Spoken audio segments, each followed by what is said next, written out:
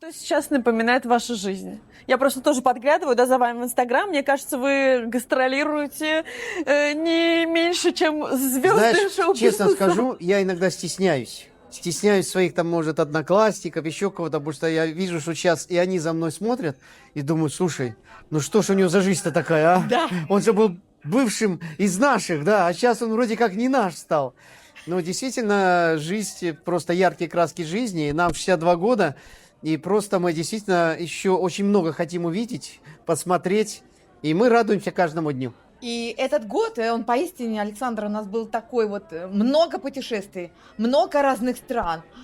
И везде это новые впечатления, какие-то национальные, вот узнаешь, да, национальности, как живут люди, чем они живут, как дышат, какие у них традиции, какие у них обычаи, это очень классно.